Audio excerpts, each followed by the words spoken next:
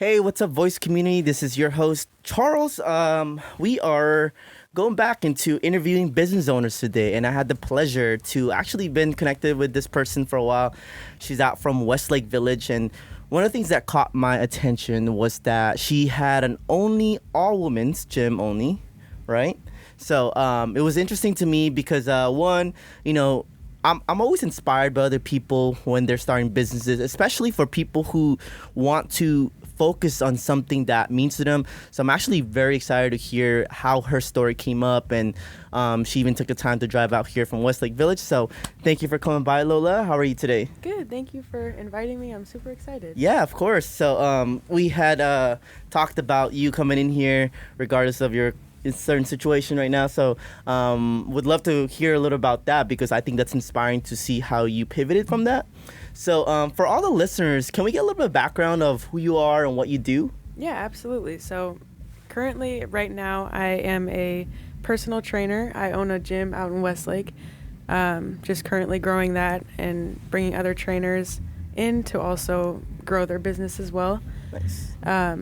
And I started actually with playing ice hockey. So Oh, okay. I have seen that you had Yeah. some pictures of you doing ice hockey. yeah. So I was involved in sports, and hockey was my number one. And in 2018, I was training for the Olympics, just taking it fully serious. Really? Yeah, it was an amazing experience, but I have cut that journey short because I had multiple health issues that I had to focus on, ranging from when I was born. I had cancer.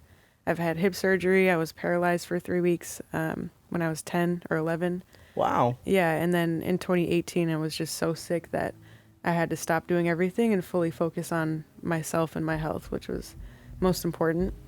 And once I healed from everything, I wanted to learn as much as I could about the mind and the body and seeing how much that benefits you to staying healthy. Mm-hmm. So I became certified, and everything that I learned was so intriguing just because I feel like I've experienced so much with my body. Mm-hmm.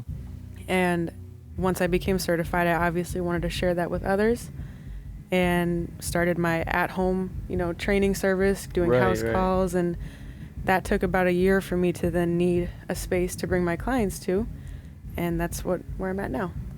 That's awesome. I actually didn't know that, what you had as far as like in past history. So that's pretty inspiring that you decided to pivot towards your general health.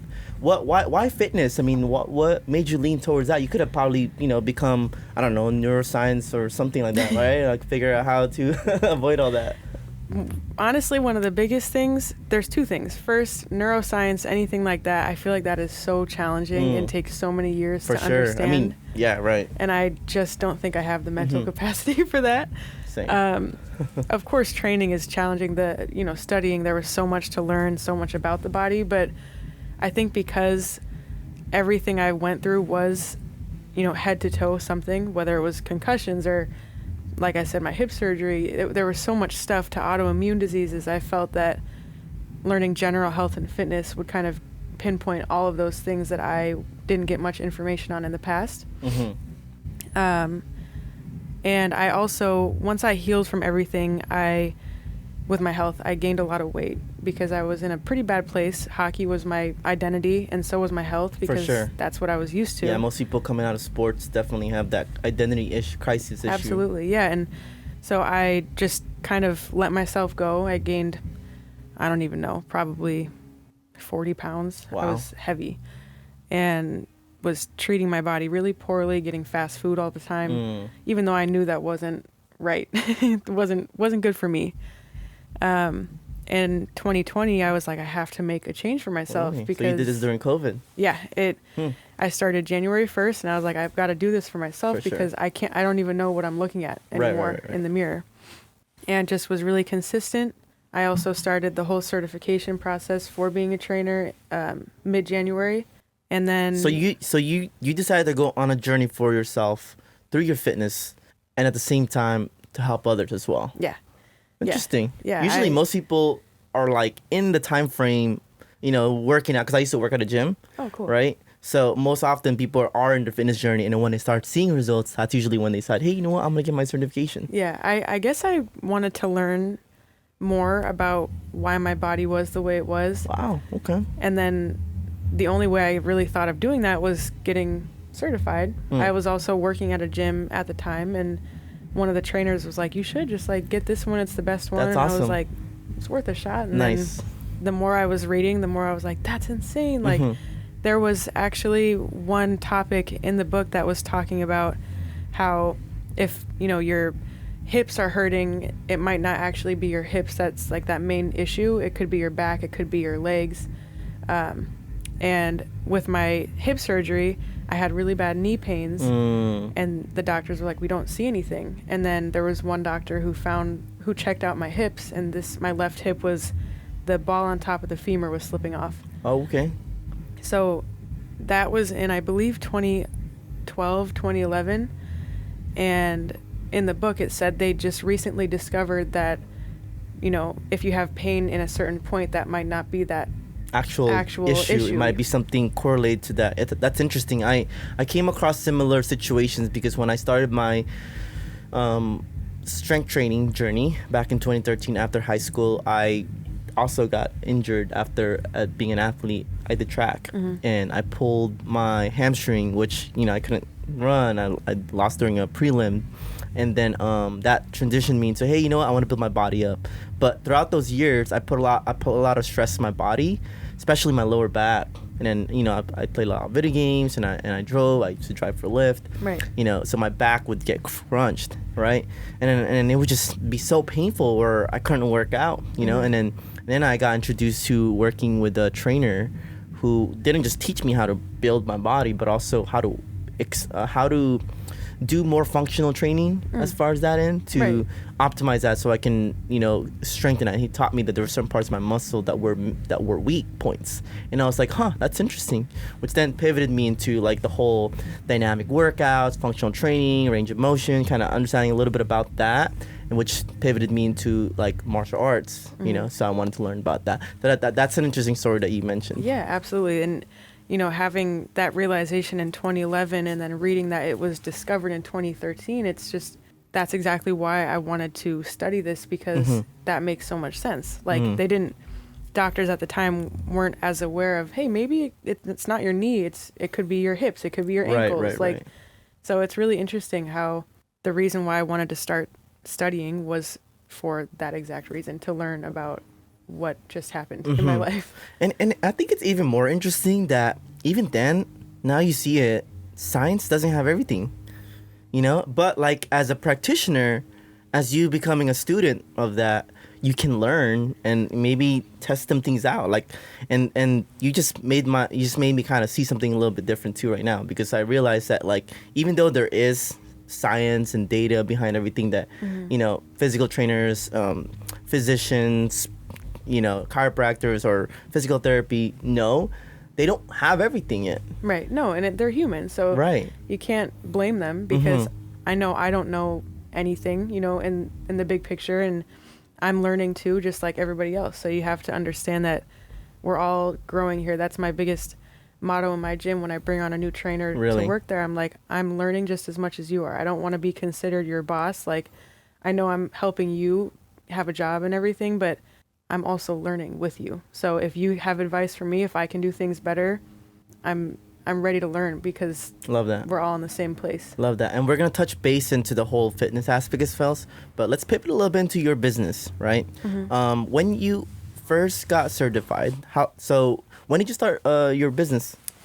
I got certified the day after I graduated high school. No, I mean, like, when did you start the business that you have right now? Oh, I opened April of 2021. So. April 2021. So it's about almost 2 years? Okay, cool. What made you finally decide that, hey, you know, it's that we can start the business and start taking on clients? Because you're coming from the time that it was COVID, so people were afraid to, you know, go into gyms and stuff. Yeah, so luckily my gym it's about 1,000 square feet, so it's pretty intimate. I also have a garage roll-up door, so during those times, I always kept it open. I wore a mask. I stood on one end. They stood on the other. Right. So it was really efficient for that. And once COVID started kind of dying down, more and more people wanted to come in and do group sessions and whatnot. I just started really bringing on trainers to work there consistently about, I'd say, end of last year or so. Right. I have 2 trainers now that are great. They're both women. Of course, we have, male clients that come in, but the fact that it's all women is pretty cool. I think that it's a cool, story to have, that it's... Yeah, can we hear a little bit about what store? Because most people, they'll start a gym to cater for people, whoever they want to serve, right? Like, I've interviewed other gym business owners out here as well, and usually it's about the passion for fitness, but you lean towards, being exclusive in a way, right? Yeah, I've worked at a couple gyms in the past, and I've noticed how male dominant, fitness is. And it often is. And I totally understand. I was in a male dominant sport for 10 years. For sure. I've never been the type that's like, anti-men or, I'm all for women. Like, I'm very open to whoever wants to come in. I've had male trainers, train out of my gym before.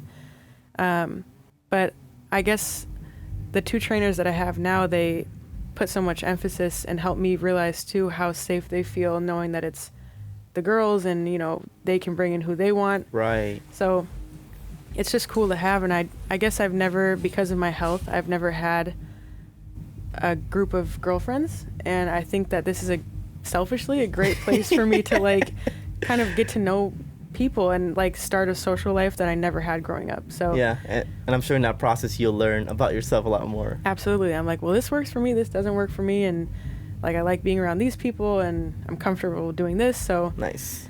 Yeah, so cool. what kind of clients do you serve, or is there specific clients that you serve? I started with 95% of sports performance because I was just coming off of sports.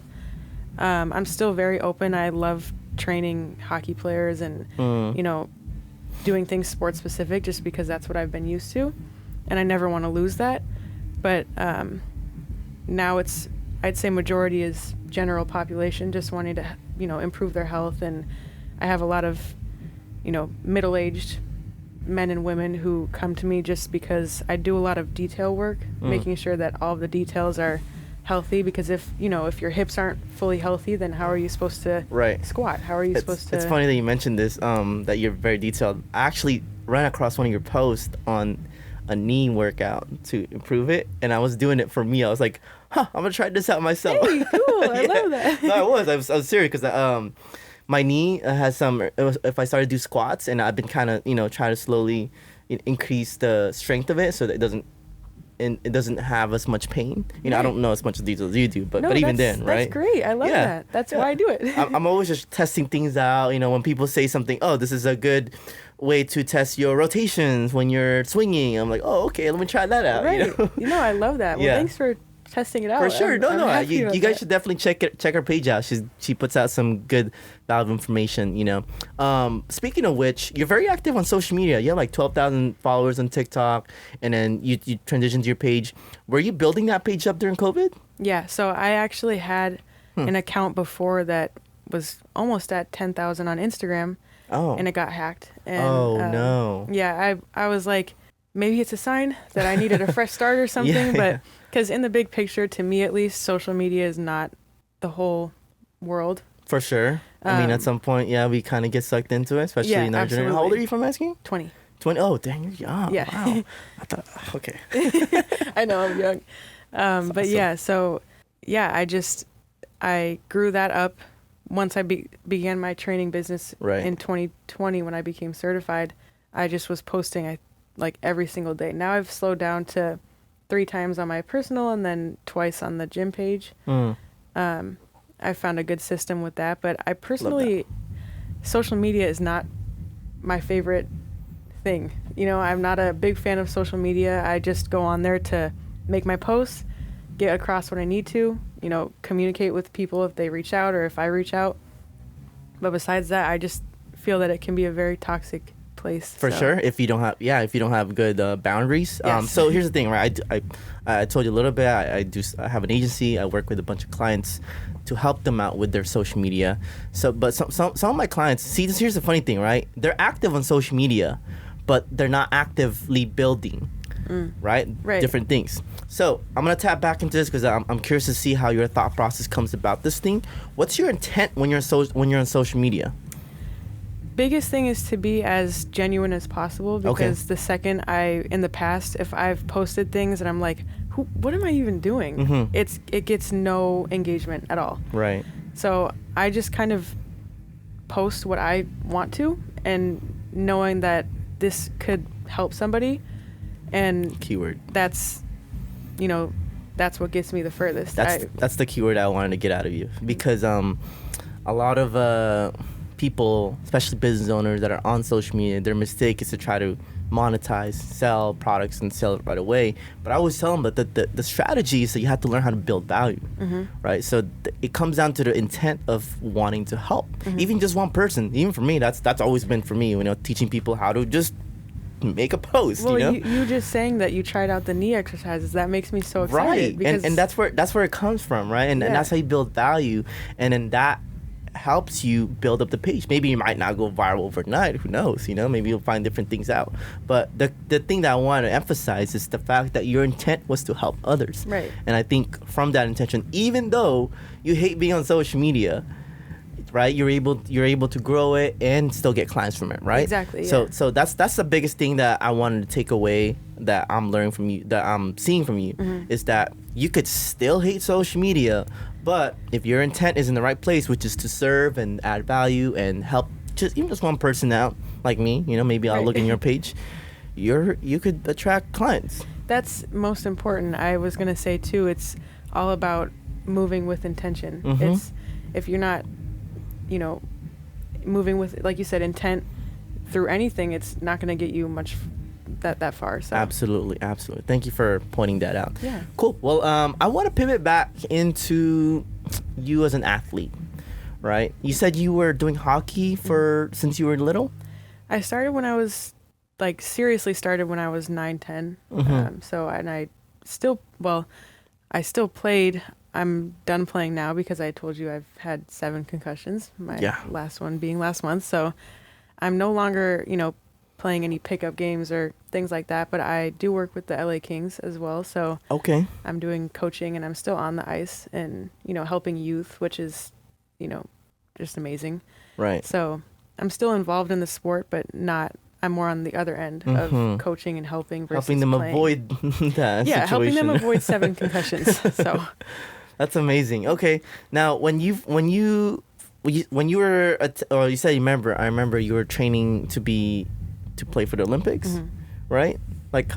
How did that go about before you decide, hey, it wasn't no longer gonna serve you? Yeah, so I actually left traditional high school and went to a independent study type of school where you just do all the work online. I went inside to the on-ground classes, I think 2 times a week. Right. And then every Monday I go in to show them my homework and talk to the advisor teacher. But I changed schools just to solely focus on the sport because I was traveling a lot at the time. I was on a team that was in Anaheim, so I was driving anywhere from 1 to 3 hours to do a 1-hour practice and come home. And actually, at the time, my mom was driving me, so it was luckily nice to have that time with her. But just a lot of hours in the car, a lot of hours training. I was able to train during the day with on-ice coaches, off-ice coaches. I've, like I said, traveling and everything, and my health. There was one game, September 16th of 2018, when during the game my legs were feeling super weird, very fatigued in the first period, when it's usually the third period that your legs get tired. Right. And at the end of the game, my coach was like, your face is gray. Do you want to go get your parents? And I was like, yeah, I feel awful right now. And I got them. I sat on the bench just right next to them, and I felt like my whole body was in quicksand. I felt like I was not going to make it. At the time, we were in Long Beach, so we went to the Long Beach emergency room. They saw some levels were raised in my heart, so they wanted to keep me there for a while and just make sure everything was okay. Turns out, after I think a total of 20 days, cut up. I think the first round of the hospital visit was a week, and then second one was 12 or 13 days. We found pages worth of issues that were going on inside of me, from Babisi disease, which is a form of Lyme disease, Epstein-Barr, which is chronic fatigue, some gut infections, also POTS, which is an issue with your heart. And yeah, I just started actually taking all natural supplements because the medications that I was given, or, being on a high salt diet, was awful for me. It made me feel worse. Is it high salt? Yeah, so the heart condition POTS, the cure for it was 500 milligrams of salt per day, sodium. I took sodium pills. I added a bunch of salt on my food. The next day I broke out in hives everywhere, and I felt worse than I did before. Really? So none of that stuff was working for me. It could work for others, just not for me. Right. My body's pretty sensitive, so we transitioned to a more holistic natural doctor, and I took probably 10 different kinds of supplements every day for months, and I've been healthy ever since. So nice. That's awesome. I imagine your mom must have been worried. Yeah. Every Yeah. single parts of this concussion along the process too. Absolutely, yeah. And shout out to her for supporting you from the beginning. And she's right here right now, actually, if you guys don't know. She's out here. I'm like, oh, that's super cool. I wish my mom was there for me to support and stuff when I'm out. She's been like my best friend. My mom, dad, sister, they've all been the people in my That's life. awesome. So it's huge to be able to have them. And I definitely would not be here if it wasn't for them, because of how much they've been the voices and decision makers outside of my body, because That's awesome. there's certain points in my life where I had no idea what to do. So Right. Shout out to them. Shout out to Yeah. Marie. She's right here too, and all the family too. So as far as obviously, I imagine, especially as a young kid, going through this thing where you wanted to, eventually compete in the Olympics and maybe even more, right, in your hockey life. Like, talk to us through the process of you deciding, hey, I need to pick myself up and transition into, this whole fitness journey, right? I know you mentioned you gained a little bit of weight before that, and then you pivoted into that. But, like, what about the mental aspect, And you mentioned you had your family supporting you, luckily. Yeah, so I'd say 95% of everything is mental. If you're not mentally in something, it's not going to work, in my Right. opinion. With my case, growing up, I've been through a lot, so it caused me to close off my emotions and not really express how I felt.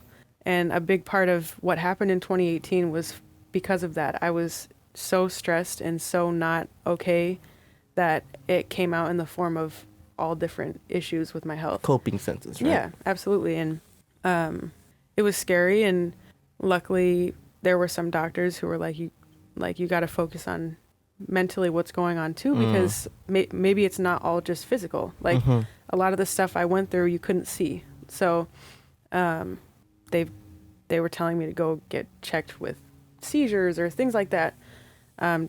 Turns out, like I said, one of the biggest things was just mentally not listening to how I truly felt and not expressing that. I had an amazing support system, and I have to this day, but I didn't use it that often. So it kind of forced me to learn, like, you've got to just express how you're feeling. If you're feeling stressed I was pretty stressed about training for, hardcore. I loved that I left traditional school to do it, but it was a lot. It's a lot on your body. It's a lot mentally taxing and everything. And I never expressed it. And I also wasn't conscious enough to realize that was an issue.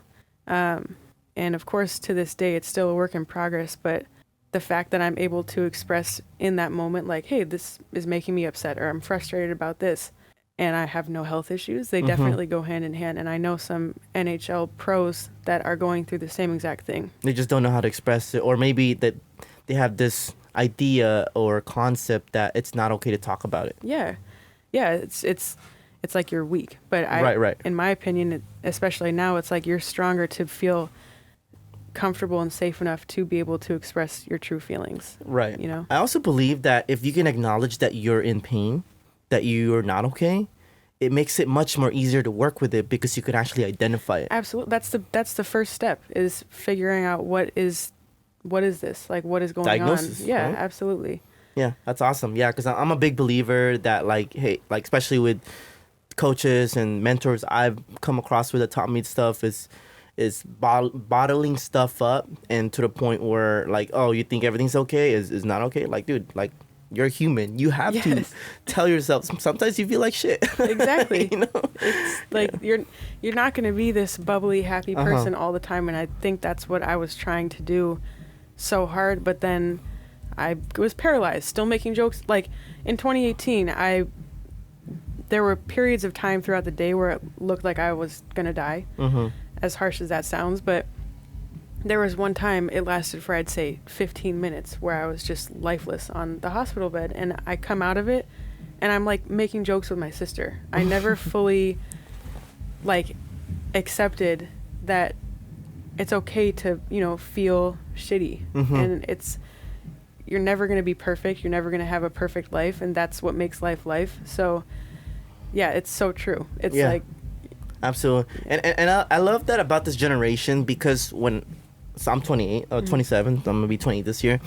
When we were growing up in social media, content for mental health, emotional vulnerability, talking about, just expressing yourself from an emotional sense was not present. It was about showcasing your lifestyle to tell people how good your life was. Absolutely. Right? So for you guys' generation growing up, like, it's become more present, and I love that.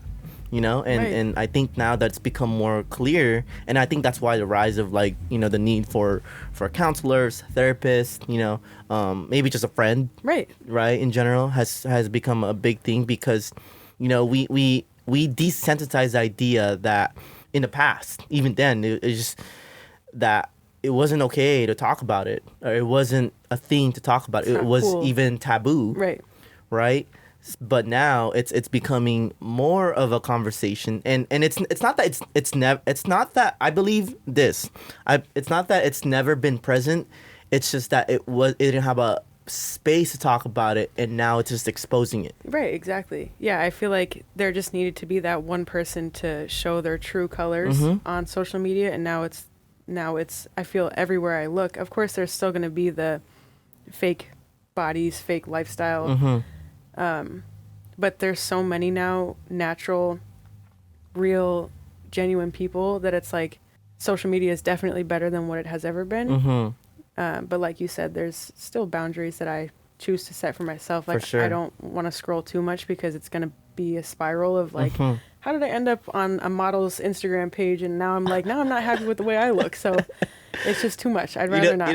What someone I always hear from other marketers is, if you want to fix your algorithm, go to the thing that makes you happy the most. Yes. And just like a bunch of those stuff. That's what I do. So then it fixes your algorithm for you. My whole explore page is honestly Despicable Me minions, because those make me very happy. I love that. And dogs. So I'm honestly, and wedding rings and wedding dresses. I'm like, those things are so pure and carefree. It's like nobody cares. Like, it's just right. I think that's why I have a safe leverage or safe foundation for social media, is because I know how to work that thing. Right. I know how to distinguish my thoughts and my actions on social media. Although I can get sucked in, Yeah, me too. I can see that, but like I'm not as oh my gosh, I feel shitty after watching something. I can just turn it off and I'm like, oh, that was dumb. Yeah, no, exactly. And then you're like carrying on with your day. Right. So talk to us about, like, you mentioned a little bit about the emotions that you had to acknowledge and realize. How did you get past? I mean, dude, like 7 concussions. Like, for most people, they're probably like, man, maybe my time is up. You could have. How do you keep going? Honestly, the thing that keeps pushing me is since birth, there's been a handful of times where I could have passed away. And if I can handle, being paralyzed for 3 weeks, I can handle working through another obstacle. Like, I feel like I've already been through so much that why would I give up now? I love that. That would have wasted my whole life of working hard and pushing myself to be okay, and also accepting that, sometimes I'm not okay. I feel like that would have just completely wasted all of that. And I've had my support system tell me that's never an option. Like, that's never an option to do something you can't reverse. So I think just continuously remembering that, and I'm only 20. I have so much. I want to get married. I want to retire. Like, I want to travel.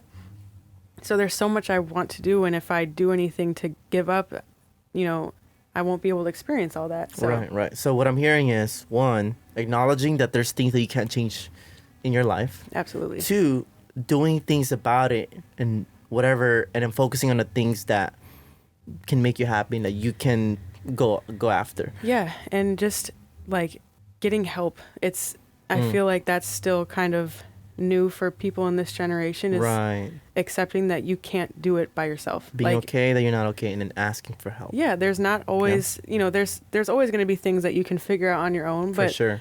bigger situations like concussions, like I told you, I've just started feeling like myself the past 3 days, and I've been going to therapy, I've been going to the chiropractor, physical therapy, everything you can think of, because I'm seeking as much help as I can so I can start feeling more like myself again. Right. That's awesome. Yeah. And I think that's amazing because, it puts me into perspective. Like, I've never had, thankfully, like any crazy health issues. Like the most I'll get is probably, right, knock on wood. Maybe the worst situation for me is that I'm lactose intolerant. That's a bad situation. I understand. Sorry. That's not a good one. So I can't enjoy dairy. I know, but like for other people out there, like, I guess what I'm trying to, I'm not trying to demean their problems, but like putting it into your situation, like, dude, like if Lola can do it, then shit. What else is possible for you out there, Right. You can always change your life. There's nothing, in my opinion, impossible to overcome. And just like how you say, if I can do it, that's how I look at other people too. Like if they can get out of whatever they have been in, it's like, come on. Like, absolutely. I feel like there's always that light at the end of the tunnel. It's just a matter if you choose to see that or not. Right. And that's a good point that you might, because I think, it's about seeing what's ahead of you. Yeah. Right. I think people are so focused on creating this predicted lifestyle, materialistic or possessions or status, that we forget that, hey, like there's more to it than life. Absolutely. And just understanding, like, if you focus on, like, for my head, for example, I was so like, oh my God, what if I'm never going to get better? It's like, well, just worry about today and, making breakfast, and then see how you feel. Like, just take it moment by moment, and your life is already mapped out for you. So trust that and understand that this is happening for a reason, and accept it. Love that. You're not going to have, like, even the shitty stuff in life, it's happening for a reason. Yeah. So yeah, I do believe things happen to you for a reason. 1, because either you're not prepared for it, or 2, it's supposed to test you. I honestly think that's what this concussion was. Oh, interesting. And I did make breakfast today, and I did focus on that. Thank you, Lola. Of course. Good, I'm glad. Okay, so let's pivot into your business, right? So for any new people that decide to come in, what can they expect working with you? Like, as far as this end. So it's very laid back and fun. I've told you, I've been in gyms where it's so uptight, and I'm like, I don't even want to touch the weights because I'm like, I'm sorry. Yeah. But so for beginners. Yeah, I'm very open. I love, like I said, growing with people, also teaching what I know. I'm very patient when it comes to beginners because I was once there too. And it's a safe space for people to come. Like I told you, some people might not have a support system, a friend or therapist or whatnot to go to. So to be able to be that for them, I love that, because from what I've learned, I can relate as best I can to whatever they're going through. And to see that they are actually understanding where I'm coming from and learning from whatever advice I'm giving them, Right. that's huge. Training and working out is, of course, it's physical, but like I said, it's mental too. So if you're not in it mentally, you're not going to get the full effect. So I like to be able to promote that, A, everyone's welcome. I love working with anybody. And B, you're safe to come in and, open up, show your true colors and everything. And there's no judgment. I always say that in all my consultations. Like, there's never any judgment. I'm here to work with you, not you working for whatever. Like, it's a very equal area. So yeah, I love that you create that safe space, because sometimes it's all about the space and environment. Because I've worked with different gyms, I've been in different gyms, and I can see why certain people start to work out and continuously become a member of certain spots. Like I've even become part of the culture where they stick to that gym because of people Right. like that. And you know, that's a big part in gyms. It's like, it's who's involved in there, right? And that culture really creates that community, Right. where people want to continuously devote themselves in there, you Right. know? Absolutely. Yeah. What are some of the things that you're looking forward to, or maybe something that you're building along your business and projects? So right now my main focus is to be able to get my gym running without me needing to be there. Okay. I feel like I've been doing it long enough to where now I want to give others the opportunity to grow their business and kind of start that process. Something small too. I have a little recovery massage room in the gym right now, but I want to transform that to a little shake place so I can sell Okay. shakes. Are you gonna be making it? Or? Yeah. Okay. Yeah, Gotcha. so it's going to be a cute little addition that I want to Nice. add just to give people something new.